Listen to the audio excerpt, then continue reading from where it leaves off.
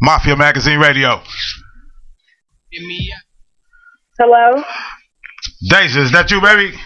Yes, this is Deja. Hey, how you doing, Deja? Hold on for a second. Let me set you up real quick, all right? Okay.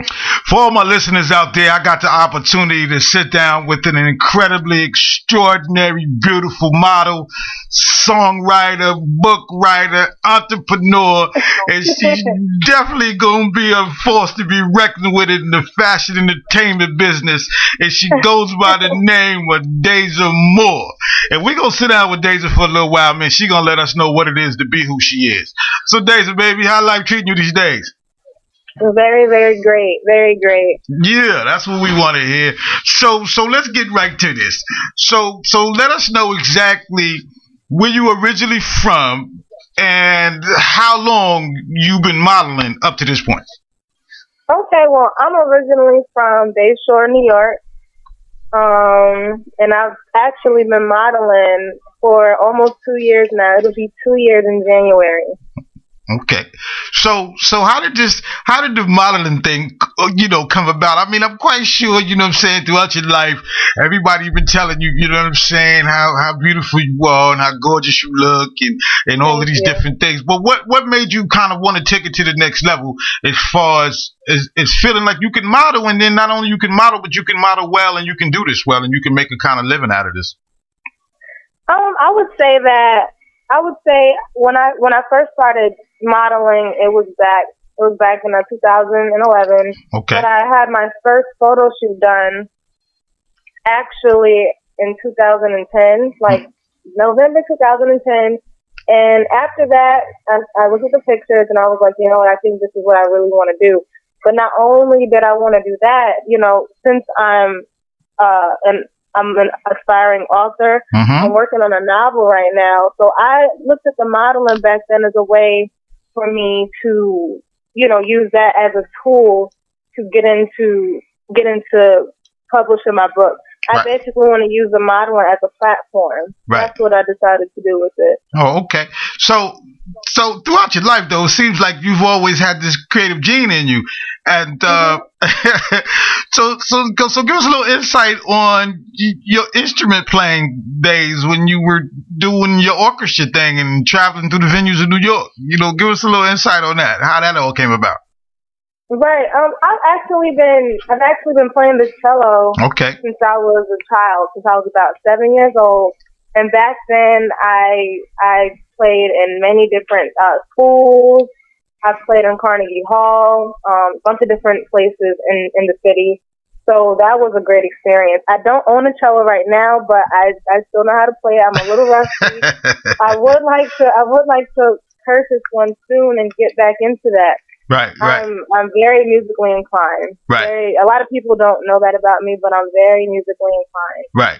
We know that, though. That's why I kind of brought that up to kind of, to kind of set up some new, some questions that I'm going to ask you.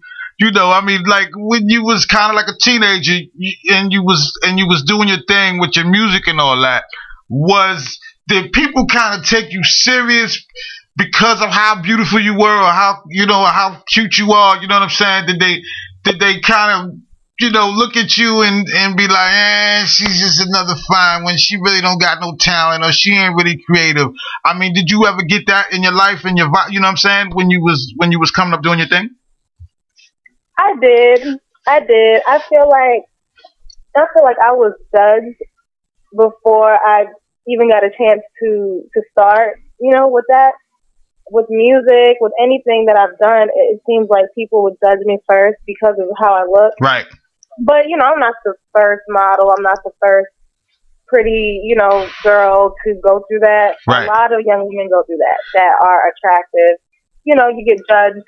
People don't give you a chance. But when people do get to know me, they're like, oh, she's cool. She's a really great person.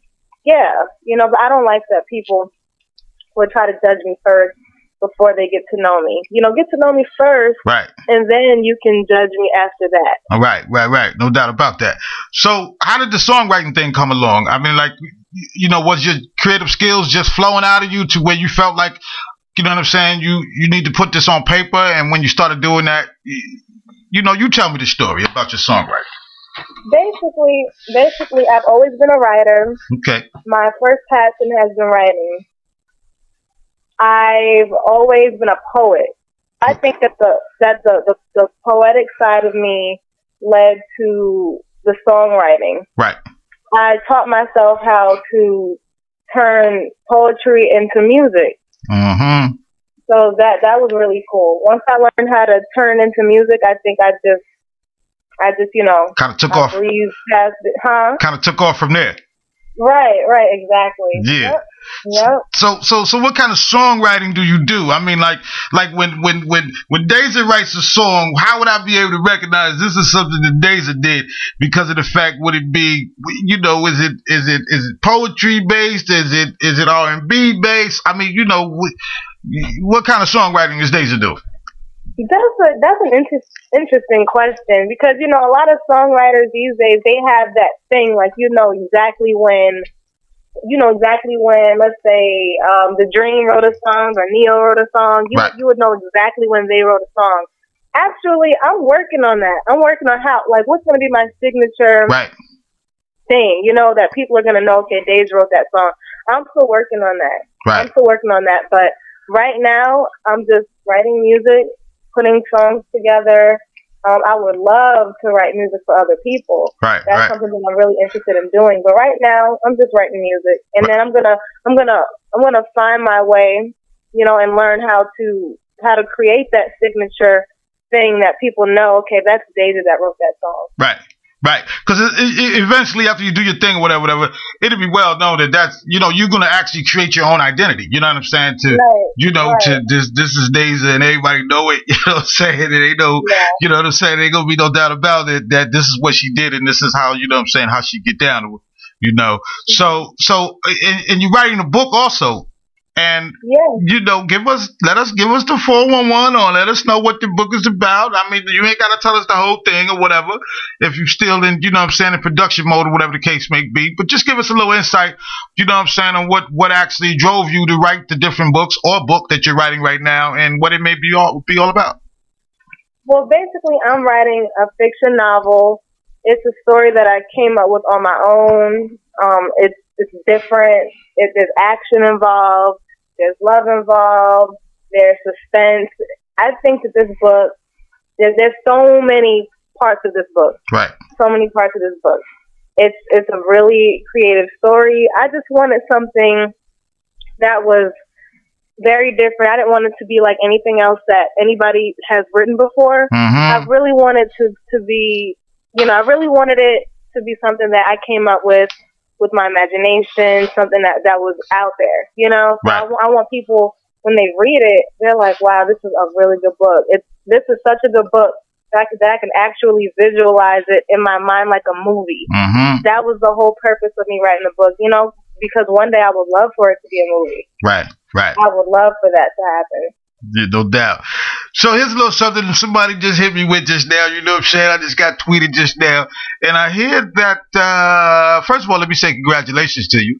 Because Thank you. Yeah, no doubt. I hear that you just won Model of the Year in Charlotte down there. Yeah, I did. Yep, I just won last night. I won the Queen City Awards Model of the Year. Wow. Yep.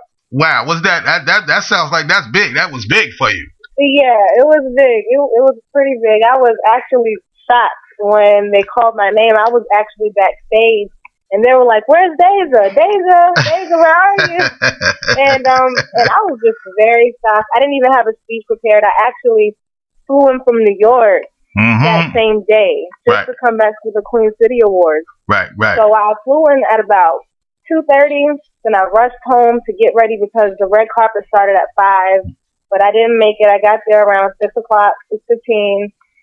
So I was just completely shocked that I won because there were like 15 models altogether that were nominated. Right. So when I won, I was very happy and very surprised. Very happy.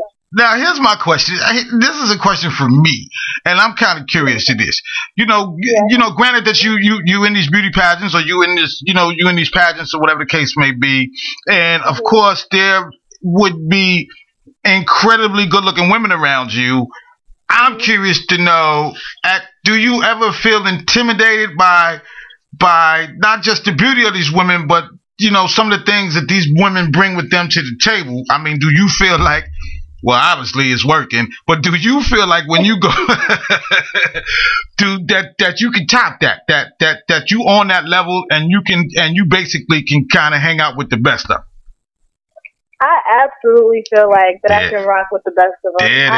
I truly feel that. Yeah. I've always been different. I've always stood out. It's not only my beauty, but it's my aura. You know? Yeah. And I feel like if anything, I intimidate them because it's not just my looks. It's just that thing about me that people can't really point out. Let them know it did. I said, let them know it did. Right. I feel like that strongly. I'm truly not intimidated by anybody. Right. I give credit where credit is due. No doubt. If another woman is beautiful, you know, I give her credit. You know, I'm not a hater. Right. I've never been a hater. Right. I have other friends that are beautiful as well. Right. I actually like to keep other attractive, you know, women around me. I like to have friends that are also attractive so we can all look good. Yeah, no doubt. doubt. I don't believe in having friends that are less attractive as me just so I can look good. I appreciate another woman's beauty, so I'm definitely, you know, never intimidated by anybody else. That's not me. That's not even in my character. That's a beautiful thing. It surely is. So tell us about, at some point in your life, somebody had to kind of, you know, inspire you to where you looked at this person and you said that you appreciate what this person is doing, and that you didn't somewhat want to be like that person, but you want to kind of do some of the things that person is doing. Is there anybody that you can kind of call, let us know right now, that who kind of inspired you to do some of the things that you're doing today? Yes. The person who inspired me, the first time I've ever seen them was actually, I forgot where. Of course, it was on TV. Of course. And I was like, wow, I want to be just like her. Not just like her, but she inspired me to want to do what I'm doing now, and that's Kamora Lee Simmons, because she was not only a model, you know, but she was a model turned entrepreneur. Right. And I respect that so much. That is definitely something that I want to do. I want to be an entrepreneur. Not only do I want to write my novel, but I want to, you know, be an entrepreneur as well. So she was definitely an inspiration. Yeah, no doubt. She was definitely an inspiration. No doubt. Definitely. Right. I saw her for the first time in a magazine when I had to be about